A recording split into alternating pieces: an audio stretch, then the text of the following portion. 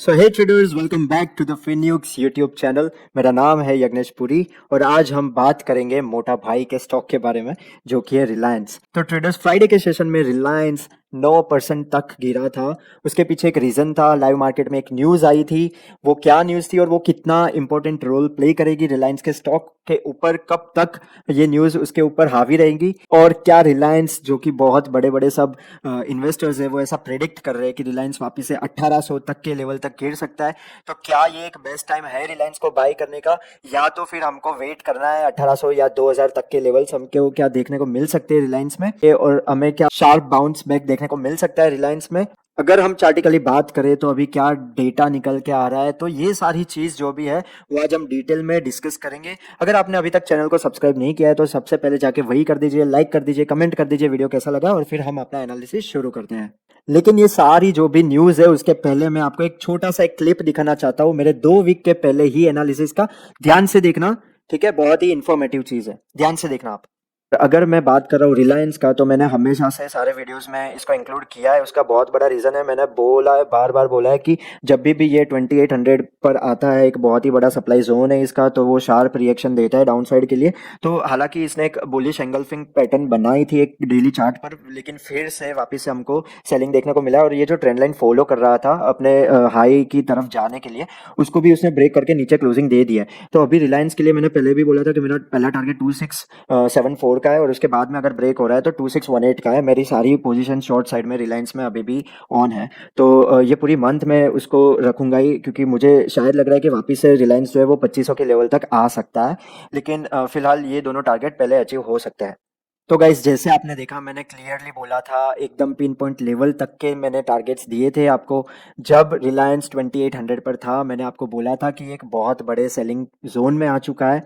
जितनी भी बार इधर आता है हिस्टोरिकली रिलायंस, इधर से बहुत ही शार्प फॉल देखने को मिलता है। तो इसीलिए मैं आपको हमेशा से बोलता हूँ कि प्राइस एक्शन जो है वो आपको पहले ही सारी चीज़ें बता देती है, न्यूज़ बाद में आती है। तो इसीलिए अगर आप प्राइस एक्शन को रीड करना अगर आपको आता है, तो सारी न्यूज़ आपको एक प्लेटर में आपको सर्व करके देगी। गवर्नमेंट है, पॉलिटिक्स है, इंटरनेशनल अफेयर्स है, या कुछ भी है, अगर आपको प्राइस एक्शन रीड करना आता है तो वो आपको पहले से ही पता चल जाएगा।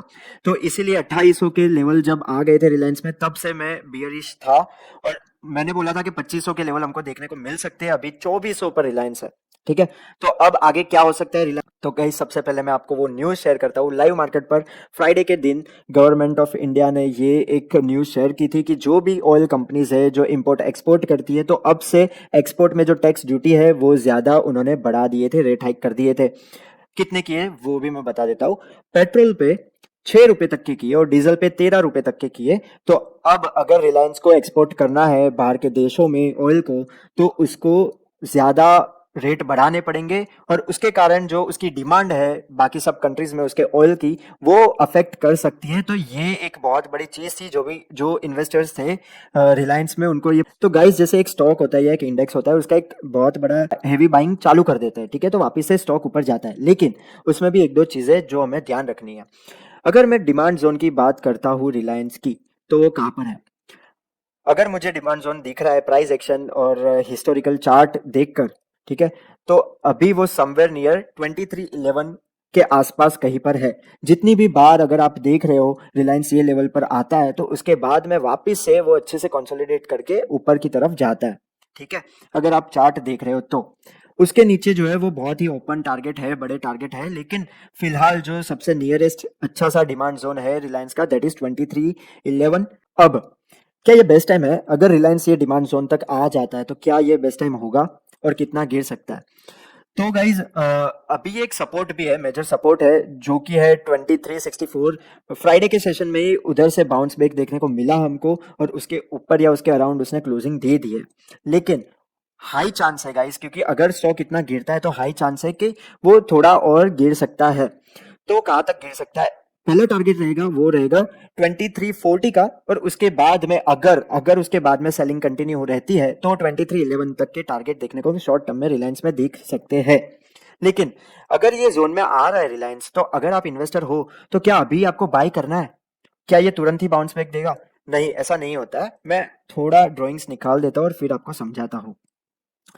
तो गाइस जब भी एक बहुत ही शार्प फॉल आता है, क्योंकि सेलिंग जो होती है वो बहुत ही फास्ट होती है, बाइंग जो होती है वो बहुत ही स्लो होती है। उसका रीजन है, सेलिंग जब आता है तब पैनिक क्रिएट होता है मार्केट, कुछ न्यूज होता है, कुछ कैटलिस्ट होता है, उसको देख के सब लोग तुरंत से सेल करना शुरू शुरू कर देते हैं। लेकिन बाइंग के लिए बहुत ही कन्विंसिंग पावर चाहिए, तो इसलिए वो ऊपर जाता है। उसको बहुत सारे लेवल्स जो होते हैं वापस से उसको तोड़ने पड़ते हैं, तो धीरे धीरे ऊपर जाते हैं। और अगर साइकोलॉजिकल हम बात करें तो अगर मैं रिलायंस के चार्ट की बात करूं, इधर जिसने भी बाइंग की है, ठीक है, अगर वो इधर तक स्टॉक जा रहा है और इधर कंसोलिडेट कर रहा है, तो अगर इधर किसी ने बाई किया तो इधर डेफिनेटली अपना प्रॉफिट बुक करेगा ही। अगर एक ही एरिया में ये स्टॉक जो है वो कंसोलिडेट कर रहा है, ठीक है, तो वो पहले अपना प्रॉफिट बुक करेगा।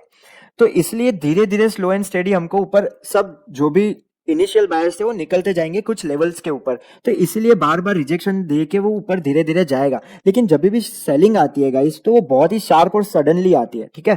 तो सेलिंग हमेशा ज्यादा फास्ट होती है बाइंग से। तो अगर मैं बोल रहा हूं कि अगर ये लेवल पर आप ट्रेड करो, कल ही अगर आप कॉल उठा लो कि इतना ज्यादा गिर गया रिलायंस और नहीं गिर सकता, मैं 2500 का कॉल लेके बैठ जाता हूं, तो ऐसा नहीं होता गाइस। उसको बहुत टाइम तक वापस से एक एरिया पर कंसोलिडेट करना पड़ेगा। अगर उसको आना भी है तो धीरे धीरे वो ऊपर आता रहेगा, ठीक है। बहुत सारी प्रॉफिट बुक बीच में होती रहेगी और फिर वो ऊपर आता रहेगा। तो ऑप्शन बाइंग के लिए अभी के टाइम पर मैं बिल्कुल बाइंग में ऊपर के साइड रिलायंस में नहीं सोचूंगा।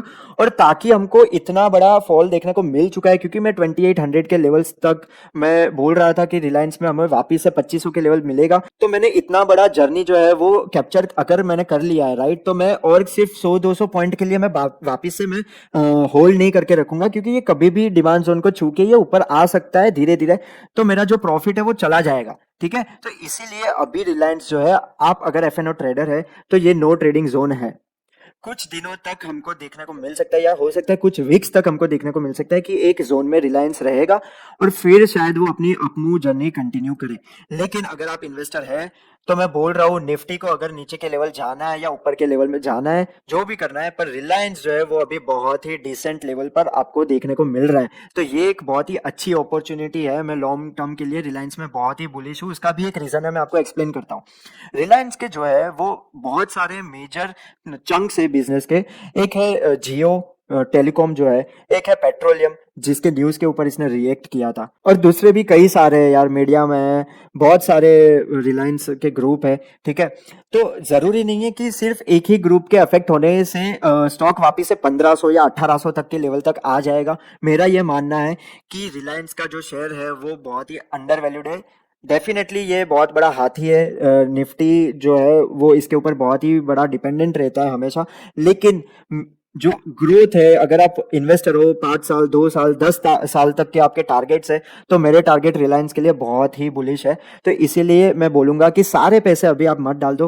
अगर आपके पास 100 रुपए फॉर एग्जाम्पल, ठीक है, हाइपोथेटिकल एग्जाम्पल है, अगर आपके पास 100 रुपए, तो अगर इतने बड़े डेप्रिसिएशन के बाद अगर आपको बाइंग करना है किसी स्टॉक का, तो आप एक साथ 100 रुपए नहीं डाल सकते। आप 50% डाल दो, आप 30% डाल दो, और फिर 20% डाल दो। एक लेवल्स आप फिक्स कर सकते हो कि ये लेवल्स पे मैं बाई करता रहूंगा एक स्टॉक। तो वैसे ही 2400 पर रिलायंस अभी है, तो आप 50% इधर डाल सकते हो। अगर इसके नीचे आता जा रहा है, वैसे ही 30% डाल दो, फिर वापस से 20% डिप्लॉय कर दो। तो ऐसे ही आप एवरेज डाउन भी करोगे और आपके पास एक अच्छी सी क्वांटिटी हो जाएगी, क्योंकि ये एक लाइफ टाइम अपॉर्चुनिटी है रिलायंस के स्टॉक पे। अगर ये 1500 तक भी जा रहा है तो भी कोई दिक्कत नहीं है गाइस, क्योंकि आपका होराइजन एज ए इन्वेस्टर 1 साल का नहीं होना चाहिए, वो एटलीस्ट 2 साल से लेकर 5 साल तक का हो रहा है। 1500 के लेवल्स मुझे तो नहीं दिख रहे रिलायंस में, टू बी वेरी ऑनेस्ट, ठीक है। ज्यादा से ज्यादा ये 2200 तक जा सकता है, उससे ज्यादा नहीं जा सकता। लेकिन फिर भी 2400 पे भी मुझे बहुत ही अट्रैक्टिव वैल्यू पर मिल रहा है रिलायंस।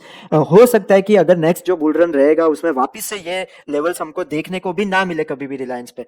तो इसीलिए ये वीडियो आप ध्यान रखना। अगर आपके कोई फ्रेंड्स है जो इन्वेस्टर्स हैं, वो सोच रहे हैं, वो कंफ्यूजन में, तो उसके पास भी आप ये शेयर कर। तो आई होप गाइज आपको ये वीडियो अच्छा लगा हो। अगर अच्छा लगा हो तो प्लीज सब्सक्राइब कर दो चैनल को, शेयर कर दो अपने फ्रेंड्स के साथ, और मिलते हैं अगले वीडियो में। Till then take care. सकते हो फ्यूचर में भी।